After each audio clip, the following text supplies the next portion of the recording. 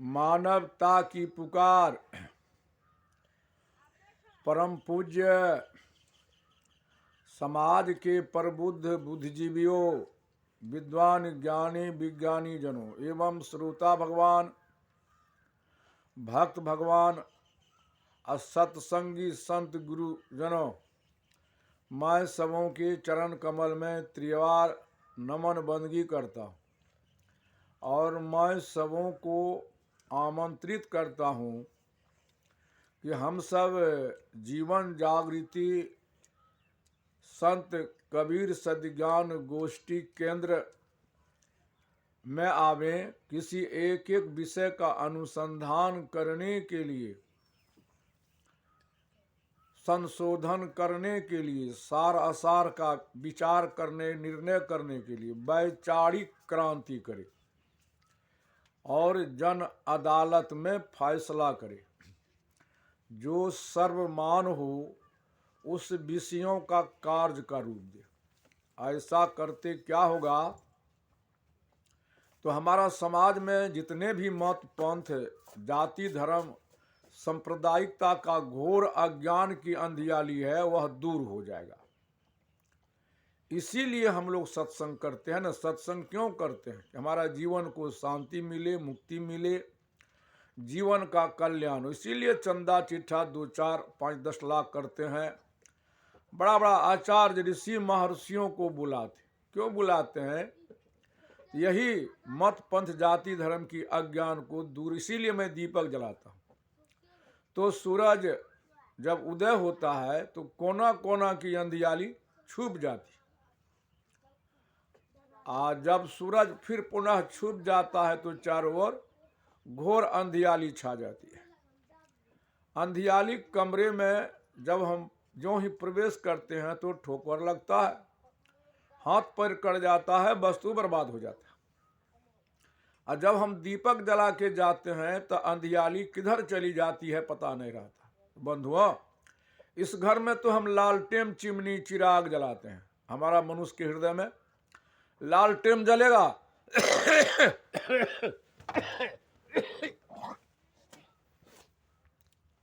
चिराग जलेगा, चिमनी जलेगा, बॉल जलेगा तो कहना होगा नहीं। तब क्या जलेगा? संतों का ज्ञान। कैसा ज्ञान? जहां न जाए रवि तहां जाए कवि। रवि का अर्थ सूर्य होता है और कवि का अर्थ ज्ञानी होता है। तो ऐसा ज्ञान का प्रकाश का प्रभाव पड़ जाता आज हमारा समाज में, तो रात्रि रूपी रैन में रोर शोर नहीं मचता, चैन की बांसुरी बजती। तो आज मैं समझ रहा हूं कि सत्संग होता ही नहीं है। सत्संग का मुख्य उद्देश्य ही होता है हमारा जीवन को शांति मिले, मुक्ति मिले, कल्याण हो। इसीलिए हम लोग सत्संग सद्ज्ञान का दीपक जलाते। तो हम सब अनुसंधान करें। किसी भी सांप्रदायिक पंथ मत को मानने वाले इंसान हो, प्रबुद्ध बुद्धिजीवियों, ये हम सबों का यह शरीर कहां से मिला है? तो मैं ये नहीं कहता मेरा बात को मानिए। मैं कहता हूं अनुसंधान करने के लिए, संशोधन करने के लिए। मैं जहां कहीं कुछ गलत भी बोलता हूं तो आप मुझे मेरा मोबाइल नंबर से संकेत भी कर सकते हैं। मेरा मोबाइल नंबर 94 71 057 674। तो हम सबों का शरीर कहाँ से मिला है?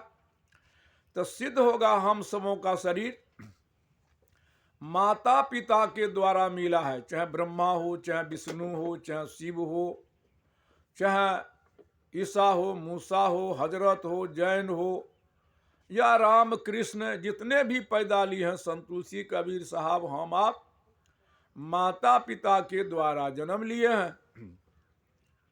और जहां जिस माता और पिता के द्वारा शरीर जो मिला है या शरीर जो बनता है माँ और बहन के अंग में, जिस माँ और बहन के अंग में शरीर का निर्माण होता है वहां जोर जोर से कोई ध्वनि आवाज नहीं सुनाई पड़ता। अगर होता भी होगा तो उस माँ बहन को पता नहीं चलता है। कैसा वह कलाकार है धनवो सुतिहार मंदिर निर्मायो, टेर घोंच घन कोरा लगायो, जिस पर विज्ञान अणु परमाणु इलेक्ट्रॉन प्रोटॉन अल्फा बीटा कहां कहां पहुंच गया है, परंतु इस चेतन पर विजय नहीं पाया। कैसा वह कुदरत है, धनुओ सुतिहार मंदिर निर्मायो, टेर घोंच घन कोरो लगायो। यह शरीर का निर्माण किया। और जब हम मां के गर्भ से ज्यों ही बाहर निकलते हैं तो हमारे कुछ भाई सीखा टिक रख लेता है, और कुछ भाई सुन्नत खतना कर लेता है, और कुछ भाई कृपान तलवार लगा लेता है, कुछ भाई क्रोश पहन लेता है। तो मैं जानने की ख्याल से पूछता हूं कि हम सबों का जनमानस का मानसिक सोच बिगड़ा हुआ है या सही है? क्या वह कुदरत से, मैं पूछता हूं धरती के आचार्य ऋषियों को, धर्मगुरुओं को, क्या वो कुदरत से भूल हो गई थी? इतना सुंदर शरीर का निर्माण किया, अब सीखा टिक नहीं बना सका, सुन्नत खतना नहीं कर सका, कृपान तलवार नहीं लगा सका, क्रोश बना के नहीं पहना सका।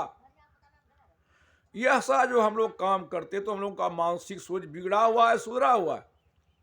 जो जनमानस हम उस कुदरत को लज्जित करते हैं, शिखा टीक सुन्नत खतना कृपान क्रूस पहन के लगा के डिमोरलाइज करते, उनका विरोध करते, सब लीड तोड़ा रहा, अटिक बनवे के लूर ने रहा, खतना करे के लूर ने रहा, कृपान लगवे के क्रूस पहने के। तो मैं देख रहा हूं यही धर्म गुरु का देन है, क्योंकि सब कोई जैन बुद्ध ईसा मूसा हजरत जितने भी आदमी पैदा लिए हैं सब मां के ही गर्भ में से बना है और बाहर पैदा लिया है। आने का रास्ता एक है, सबों मां के ही गर्भ से आए हैं सबों का, और जाने का रास्ता तक सांस का तार टूट जाता। अब मैं देखता हूं प्राकृतिक ही सर्वेश्वर है, ईश्वर है, गॉड है, सांस है, वो हमारे शरीर में प्राकृतिक ही परम बिंदु हैं, और बिंदु में ही द्वंद है, अस्थावर और चेतन हमारे अंदर में। जैसे चेतन आत्मा हाथ पैर दो हैं, एक बीज में दो दाल होता है, तो दोनों रूप अस्थावर और चेतन उसी का है। तो पेड़ पौधा में वही सर्वेश्वर सांस अनवर्त क्रिया करती है, कण कण और घट हमारे अंदर में घट घट में। तब हम भोजन लेते हैं, लार रस खून मांस मजा हड्डी चाम रोम, तब बीज बनता है। अब बीज से वृक्ष है, वृक्ष से बीज नित्य बनता बिगड़ता है, बनाने वाला वही सर्वेश्वर सांस है। सांस जहां रुक जाएंगे निर्माण वही रुक जाएगा। तो ये जो बनता है चावल गेहूं के अर्घ से, इसी से न लार रस बनता है, सबों का शरीर इसी से बनता है। तो मैं इसीलिए विनय करता हूं धरती के पंडित आचार्य ऋषियों को, और प्रबुद्ध बुद्धिजीवियों से विनय करता हूं कि हम सब ज्ञान की आंखें खोलें और विवेक से इसको देखें क्या सही है क्या गलती है। तो मैं अनुसंधान किया तो चावल का अर्क कहीं हिंदू मुसलमान सिख ईसाई नहीं ठहरा। मैंने अनुसंधान किया गेहूं मक्का रोटी खाते हैं तो कहीं हिंदू मुसलमान सिख ईसाई नहीं ठहरता है। अरहर चना के दाल खाते हैं कहीं हिंदू मुसलमान सिख ईसाई का कहीं नहीं। मैंने जो अनुसंधान किया, इसके बाद देखते हैं तरह तरह का सीम बैगन आलू गोभी कद्दू करेला बैगन झिंगा झिंगली का सब्जी खाते हैं, गाय भैंस का दूध, तरह तरह का फल खाते हैं। मैंने देखा कहीं यह वस्तु हिंदू मुसलमान सिख ईसाई यहूदी पारसी नहीं ठहरा। अब मैं अनुसंधान करने लगा, नख से सिख तक बाल भी हिंदू मुसलमान सिख ईसाई नहीं है, कान भी हिंदू मुसलमान सिख ईसाई नहीं है, आंख भी हिंदू मुसलमान नहीं है, नाक मुंह हाथ पैर लिंग गुदा मार्ग में देखा हिंदू है तो नकली है, मुसलमान है नकली है, सिख ईसाई नकली है। मैं इसको केंद्र बनाता हूं, इसलिए इस केंद्र में बराबर हमको आना पड़ता है। अब अनुसंधान करें तो सारे हम लोग नकली में व्याकुल हैं। त्वचा को देखे कहीं नहीं लेबुल लगा हिंदू मुसलमान सिख ईसाई का, कहीं मांस में हो नस में हो हाड़ हो, कहीं नहीं ठहरता है। और सबों के अंदर में वही सर्वेश्वर सांस ईश्वर क्रिया करती है। तो सांस का ही सत्ता या चेतन आत्मा, जैसे तेल का शक्ति लो होता है। तो इस सांस को हम कौन जात कहेंगे? हिंदू कहेंगे, मुसलमान कहेंगे, ईसा मूसा यहूदी पारसी कौन जात कहेंगे? प्राचीन काम का बंटवारा हुआ था, सबके अंदर में वही चेतन आत्मा है। और सबका, जैन का, बुद्ध का, ईसा का, मूसा का, हजरत का, जितने भी अभी जो बाहर देखते हैं धर्म अनुयायी, सबका शरीर इसी पदार्थ से बना था। अनुसंधान करें, मैंने कहता हूं हमारी बात को माने, सही है तो हम उसको माने अनुसरण करें, गलत है तो उन लोग उठाकर ताक पर फेंक दी। तो जैन का शरीर, बुद्ध का शरीर, ईसा, मूसा, हजरत का शरीर, जितने भी हुए सबका शरीर तो इसी पदार्थ से बना था और सब उसी प्रकृति का संतान था और संतान है।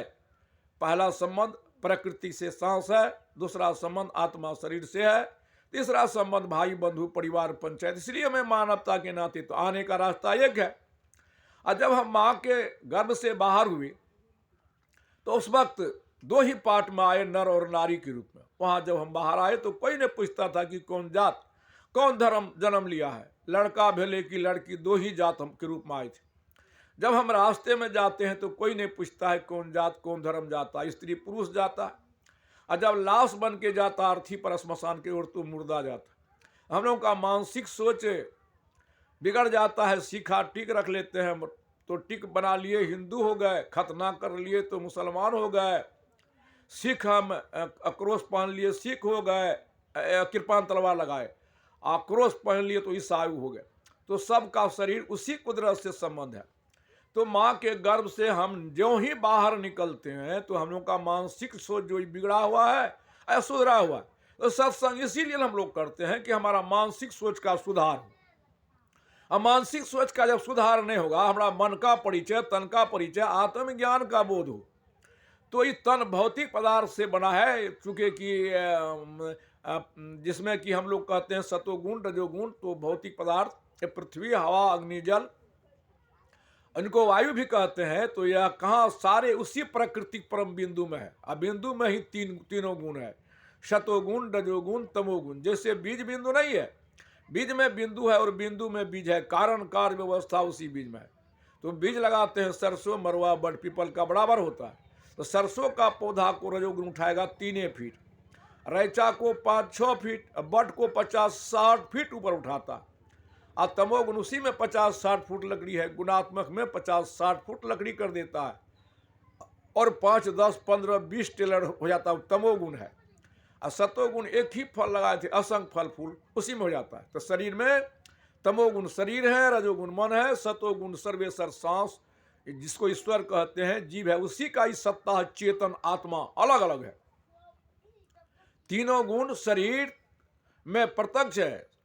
तो सबों का मनुष्य, जितने भी मनुष्य हैं, सबका शरीर अलग अलग है, सबके अंदर में चेतन आत्मा अलग अलग है और सबका मन अलग अलग है। मन में ही द्वंद्व है, अच्छे बूढ़े मन से उत्पन्न होता है।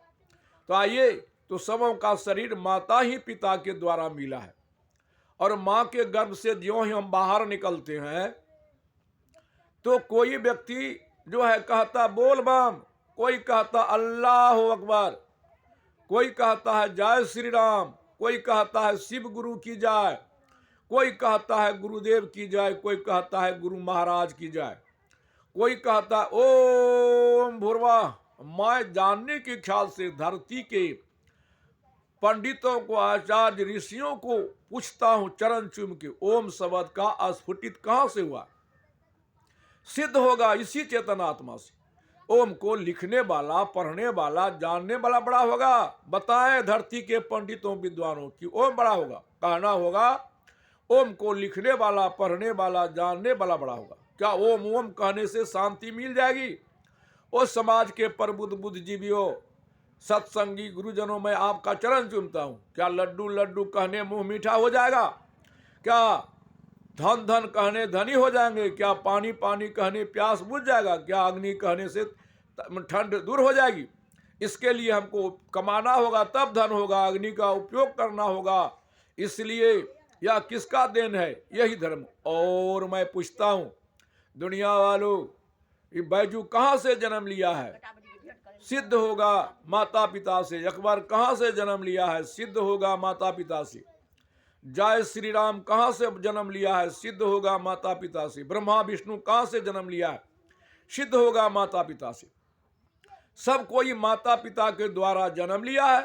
अंत में सब कोई इसी मां वसुंधरा के गोद में सो गया है। आज माता पिता को हम ताक पर रख दिए हैं। हमारा मन नमक हराम हो गया है। जो माता पिता पोस पाल के, पढ़ा लिखा के, शादी शुदा करके सारा संपत्ति का अधिकार बना देता है। आज माता पिता हेमान हो जाता है, पत्थर भगवान हो जाता है, फोटो गुरु हो जाता है। हमारा मानसिक सोच किधर जा रहा है, हमारा सोचने का क्षमता छिन्न हो गया है, नग्न हो गया। किसका दिन है? यही धर्म गुरु का। सब कोई माता ही जब सत्संग करते तो अनुसंधान कीजिए, सारा सार का निर्णय कीजिए, संशोधन कीजिए। पहले हम किसका वंदना करें? माता को, पिता को चिन्हे। यही चेतन आत्मा माँ के अंदर में है, यही चेतन आत्मा पिता के अंदर में, यही मार्गदर्शक गुरु के अंदर में, और चेला के भी अंदर में यही चेतन आत्मा गुरु है। यह धर्म गुरु जब शिक्षा नहीं था तब भी शिक्षा था। हमारा पूर्वज प्राणियों की तरह बात करते थे। आवश्यकता विकास की जननी है। यही चेतन आत्मा शिक्षा का रूप दिया। अंग्रेजी में 26, उर्दू में 37, हिंदी में 34, बिल्कुल कखारा लेके 52 है, जिस पर समस्त वेद पुराण कुरान बाइबिल लिखी गई है। यही चेतन आत्मा संख्या में छोटी 1 बड़ी 9 पूर्ण बिंदु 0 का रूप दिया, जिस पर वर्ल्ड की गणित आश्रित है। तो वो गुरु पहले जग गया। वैसे शिक्षक पहले पढ़ लिख लिया, अब बाद में अन्य बच्चे को पढ़ाने लगा। तो वो गुरु पहले बिचौलिया है संसार में जुल्म। ये गुरु चेतन आत्मा इस गुरु को लखा देता तो आज समाज में जुल्म होता ही नहीं है। गुरु सबके अंदर में, यही चेतन आत्मा, इसका विशेष ज्ञान गुरु है। यही था शिव में तब कहा, यही था बुद्ध में, जैन में, हजरत में तब कहा। अभी वह गुरु कहने के लिए नहीं आएंगे। जो प्रत्यक्ष आपकी विषय लंबा होता है, इसलिए सब कोई माता पिता के द्वारा जन्म लिया है, अंत में इसी माँ के गोद में सो गया है। तो मैं उसको चरण चूमता हूँ। ऐसी बात नहीं, चुनौती भी कर देता हूँ कि समाधान मैं जानने के ख्याल से आज घर घर में माता पिता रो रहा, इतना ही तक नहीं। तो जहाँ से हमारा जन्म हुआ है, पगडंडी तो हम वहीं से न उठा के चलेंगे, तो वहाँ 1 किलोमीटर नहीं होगा, वहाँ 0 माइल होगा। और वहाँ से जब हम एक एक पगडंडी का प्रक्रिया करते हैं, चलते चलते जहाँ 1000 मीटर पूरा होता वहाँ 1 किलोमीटर होता है। और उधर से जब हम मुड़ते हैं तो वहाँ भी 1 किलोमीटर नहीं होता है, वहाँ 0 माइल होता है। और वहाँ से जब हम एक एक पगडंडी का प्रक्रिया करते, फिर पुनः जिस गंतव्य जगह से मैं चला था वहाँ आप पहुँचते हैं, तो तभी 1 किलोमीटर होता है। 1 किलोमीटर इधर है, नहीं 1 किलोमीटर उधर है, बीच वाला प्रक्रिया 1 किलोमीटर है। माता पिता 0 माइल है। 0 शून्य बिंदु लिखा पढ़ा नहीं जाता है, और जब तक 0 का प्राथमिकता नहीं देंगे तो गिनती पूरा नहीं है। इसलिए हम नमक हराम हो कहते हैं। बड़े बड़े सत्संगी हो, आचार्य हो गए, ऋषि हो गए। मैं अनुसंधान करने के लिए चुनौती देता हूं, वो कहां से जन्म लिया है। आज इतना ही तक, विषय तो बहुत लंबा होता है। तो पहले किसका वंदना करें? सिद्ध होगा माता पिता का पहले हम लोग, क्योंकि माता पिता प्राचीन प्राकृतिक प्रदत्त परम बिंदु के रूप में थे। अभी भी बिंदु स्वयं बीज बिंदु नहीं है, बीज में बिंदु है, बिंदु में बीज है। अभी भी बिंदु स्वयं रूप लेता है। उनका ही ये दोनों विश्व सतपुरुष अद्या और आदम हवा कहते हैं। तो सबका संबंध उसी प्रकृति से संबंध है। ईसा, मूसा, हजरत, जैन, बुद्ध हमारा और आपका एक माता पिता के संतान है। तो आज हम माता पिता को हम ताक पर रख दिए, तो पहले किसका वंदना करेंगे? साक्षात परम प्रभु के स्वरूप में। इसलिए हम जयनामा के परम प्रभु स्वरूप मातृ पितृ गुरुदेव के चरण कमल सिरधार करो बंदगी प्रेम से तीनों समान होता है। मंगल मूर्ति माता पिता साक्षात कुदरत का बनाया हुआ शरीर मूर्ति है। इसमें कुदरत बसा हुआ है, जो बोल रहा है, जो चेतन आत्मा, जिनको हम गुरु कहते हैं। मंगल मूर्ति माता पिता बिनबो बारंबार, जन्म देता पालन करता सर्वस्व देता दान, प्रेम से कहिए परम पूज्य। जन्मदाता माता भगवान की जय हो, पालन करता पिता भगवान की जय हो। आत्म ज्ञान दाता सदगुरु संत सम्राट श्रोमणि कबीर साहेब की जय हो। सबको आत्म ज्ञान का बोध हो, सबको आत्म ज्ञान का बोध हो। सबका अज्ञान क्षय हो, सबका अज्ञान क्षय हो। सबका जीवन मुक्त हो, सबका जीवन मुक्त हो। सबको स्वयं का बोध हो, सबको स्वयं का बोध हो। सबको दूध पूत, सबको दूध पूत, सबको दूध पूत होए रे। दुखिया जग में रहे न कोई, सब कोई सुखिया होए रे। सबका मंगल, सबका मंगल, सबका मंगल हो रे। बंधो कान खोल के सुन लीजिए, ये केवल कहने से नहीं होगा। लड्डू लड्डू कहने मुंह मीठा नहीं होगा। इसके लिए समय से काम करना होगा, आमदनी से कम खर्च करना होगा। घर से काम करने के लिए जो वस्तु जहां से लेते हैं उनको वहीं रख दे। अपने दायित्व को संभाल ले, अपने बच्चे को अपने समान बना ले, न्यायिक व्यवस्था सुदृढ़ कर ले। हमारे दो न्याय, व्यक्ति, समाज, देश का शांति का खजाना है, सृष्टि का बागडोर है। गाड़ी पर बैठते गाड़ी को चलाते हैं, ब्रेक दबाते ही गाड़ी रुक जाती है, नहीं तो ब्रेक फेल होने पर जीवन खतरा में चला जाता है। प्रशासन हमारा न्याय देती तो एक ही शब्दों में कहता, गलत मुकदमा करने वाले को संवैधानिक बहिष्कृत, झूठा गवाह देने वाले को आजीवन कारावास, समस्या छान के निकालता, समाज में चैन की बांसुरी बजती। बंधुओं, वे सारे आतंक प्रशासन खोज रही है, सारे आतंक का केंद्र हमारा समाज, यही मत पंथ जो है, जाति धर्म जो है, यह जनमानस का मानसिक सोच आतंक का रूप लिया है। संसार में जुल्म जो होता है, शरीर को शरीर से कोई झगड़ा नहीं है, आत्मा को आत्मा से कोई झगड़ा नहीं है। मानसिक समझदारी में डिफरेंस हुआ, पति पत्नी में झगड़ा, मानसिक समझदारी डिफरेंस में पिता पुत्र में झगड़ा शुरू, मानसिक समझदारी डिफरेंस में सास पुतों में झगड़ा शुरू।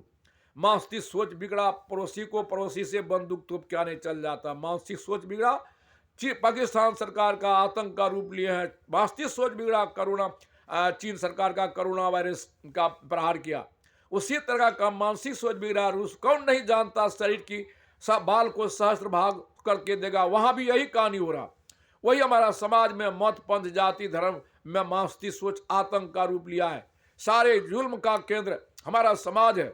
फसल उजारा गांव का लोग, मवेशी चोरी किया करवाया बेईमानी गांव का लोग, मर्डर हत्या गांव का लोग, पक्षपात गांव का लोग, झूठा गवाह गांव का लोग, प्रशासन का झूठा रिपोर्ट।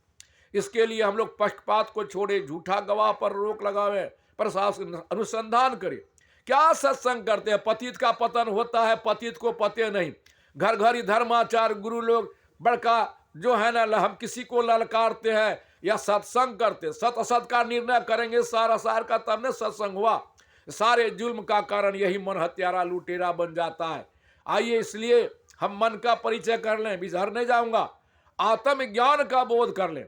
मैं इसको प्रमाणित करता हूं, जीव ही सर्वेश्वर ईश्वर, सांस जिसको हम सांस ईश्वर कहते हैं, सांस ही जीव है और सांस का ही सत्ता है। असंख्य चेतन एक नहीं है, असंख्य उसी सांस परम बिंदु का ही शरीर असंख्य बिंदु का रूप है।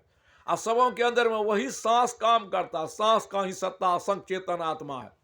तो यह सांस को सांस कहेंगे। जब हम चिराग जलाते हैं, चिराग में तेल है, तेल में अग्नि है, सलाई में काठी है, काठी में अग्नि है, कुछ नहीं बिगाड़ता। और सलाई से जब हम काठी निकाल के घसते हैं, चिराग से संधि कर देते हैं, तो प्रज्वलित अग्नि लौ होने लगता।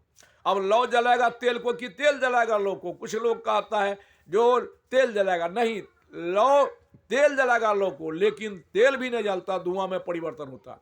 तो तेल को तेल कहेंगे, लौ को लौ कहेंगे।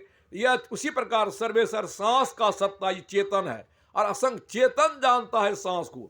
तो यह चेतन जानता सांस, ही जीव का ही सत्ता दूसरा ही चेतन है। तो यह जीव ही शरीर निर्माण करता है 84 लाख योनि का। उड़ता हुआ पक्षी के घर में सांस क्रिया करती है, तब चिड़िया विचरण करता निर्माण होता है। सांस रुक गया, चिड़िया का प्राण छूट गया, वहां निर्माण होगा तो कैसे बताएं? वो धरती के पंडितों विद्वानों आचार्यों में जानने ख्याल से बिना, मुझको भी अधिकार है आपके ऊपर। अब हम चले जलचर। जल में जितने प्राणी हैं, मछली है, घड़ियाल है, स्वेस वगैरह जो भी रहता है, सांस क्रिया करती है, तब वो विचरण करता है, निर्माण होता है। सांस रुक गया, प्राण छूट गया, निर्माण वही रुक गया। क्या निर्माण होगा तो कैसे होगा बताएं? अब हम चले थलचर। थल में जैसे चाली रहता है, कांकोर रहता है, कछुआ रहता है, अजगर रहता है, मछली वगैरह भी कुछ रहता है, बहुत प्राणी रहता होगा। सांस क्रिया करती है, तब उसमें विचरण करता है, निर्माण होता है। सांस रुक गया, प्राण छूट गया, निर्माण वहीं रुक गया। वहां निर्माण होगा तो कैसे होगा बताएं? अब हम चले भू स्तर पर। चींटी से लेके चूहा, बिल्ली, बाघ, सिंह, सयार, हम सांस जब क्रिया करती है, तब हमारे हम बोल रहे हैं, हमारे अंदर निर्माण होता है। सांस रुक गया, प्राण छूट गया, वहां निर्माण कैसे होगा? इसलिए बताएं, मुझको अधिकार है आप पर बोलने का, कहने जानने का। और हम इसके बाद चलें कहाँ? पेड़ पौधा स्थावर में सांस क्रिया करती है, तब वह पेड़ पौधा हरा भरा रहता है, निर्माण होता फल फूल। सांस रुक गया, वृक्ष सूख गया, वहां निर्माण होगा तो कैसे होगा? ये धर्म गुरु कितनी बड़ी 84 लाख की योनि का भ्रम में ये जनमानस को पेर रहा। इसके लिए मैं पूछता हूं ये धरती के पंडितों को, विद्वानों को, आचार्यों को कि जीव कहाँ कही जाता है तो अखंड नहीं ठहरता। प्रमाणित करे हमारा पूर्वज कहाँ गया। आपका पूर्वज कहाँ गया? ये चारों वेद, 6 शास्त्र, 18 पुराण को लिखने वाला यही है। हम इसका प्रमाणित करें। इसलिए मैं पूछता हूं, जब जीव ही शरीर निर्माण करता, जैसे पुराना वस्त्र को हम छोड़ते हैं, नया वस्त्र धारण करते हैं, पुराना गृह को त्यजते नया गृह को निर्माण करते हैं। क्यों करते हैं? तो पुराना शरीर माता पिता का देह जर्जर बूढ़ा हो जाता है, नया शरीर बाल बच्चे का देह करगर हो जाता है। करगर शरीर से जर्जर शरीर का सेवा कौन करता है? पुत्र आत्मा। सेवा कौन लेता है? पिता के जो देह में आत्मा है। पिता के देह में आत्मा नहीं तो सेवा कौन लेगा? और सेवा कौन देता है? पुत्र के जो देह में आत्मा है। तो आत्मा नहीं रहे पुत्र के अंदर में तो सेवा कौन देगा? आत्मा ही कहीं माता है, आत्मा ही कहीं पिता है, आत्मा ही कहीं भाई है, आत्मा ही कहीं बहन है, आत्मा ही कहीं गुरु है, आत्मा ही कहीं चेला। प्रत्यक्ष नहीं देखते हैं। जगे हुए आत्मा सोए हुए आत्मा को जगाता। जैसे पहले शिक्षक पढ़ लेता है, तब बाद में अन्य बच्चे को पढ़ाना लगता है। हे भाई, हमारे अंदर में चेतन आत्मा है। कुछ आदमी आत्मा को मानता ही, विषय तो लंबा होता है। तब मैं आपसे बात कर रहा हूं ध्वनि विस्तार द्वारा, जहां तक आवाज जाता होगा आप सब सुनते होंगे। आपके अंदर में चेतन आत्मा है, तब आवाज को सुन रहे। आत्मा कौन सुनेगा? यही आत्मा शरीर का निर्माण करता है। तो मैं पूछता हूं कि शरीर निर्माण करने वाले धरती को आचार्य वेद व्यास बाबा को शरीर निर्माण जो लिखा है, 84 जन्म में जेवो, आए जन्म से वह जन्म जेवो, पुनर्जन्म पुत्र ही होता है। तो मैं उनको पूछता हूं, तो शरीर निर्माण करने वाला शरीर हो सकता है? अरे भाई, मोटर कार बनाने वाले कभी मोटर कार बन सकता है? मोटर कार बना करके शरीर पर उस गाड़ी पर चलेगा ना। उसी प्रकार आत्मा रूपी ये राम, ये शरीर रूपी गाड़ी पर चल रहा है। इसका शरीर गाड़ी है, मौन ड्राइवर है, आत्मा राम मालिक है। बाहर में जितना गाड़ी उतना ड्राइवर है। ड्राइवर को इधर जाने का मन चला जाता है, संतुलन बिगड़ता है, गाड़ी एक्सीडेंट हो जाती है। तो हम लोगों का मानसिक संतुलन ही बिगड़ा हुआ है। तो शरीर निर्माण करने वाला शरीर हो सकता है? बताएं हमें। मोटर कैसे होगा? मोटर कार बनाने वाला कारीगर कभी मोटर बन सकता है? बनेगा तो कैसे? प्रमाणित करना होगा। रोटी बनाने वाली बहन कभी रोटी बन सकती है? बनेगी तो कैसे? कुम्हार भाई मिट्टी का बर्तन बनाता है, पकाने के लिए आवा लगाता, कैसे घुसेगा? इसको जानने के लिए मैं चरण चूमता हूं। इसलिए मैं समस्त समाज ही नहीं, देशवासियों से, किसी भी मत धर्म के लोग हों, हमारे अंदर में प्रत्यक्ष ये खुदा है, ईश्वर है, खुद निर्माण करता है। कोई ध्वनि आवाज नहीं होता है। ये किसका देन है? यही धर्म गुरु का पागल किया। कोई कहता बोल बम अल्लाह अकबर, किसका देन है? इसलिए अनुसंधान करे तब सत्संग हुआ।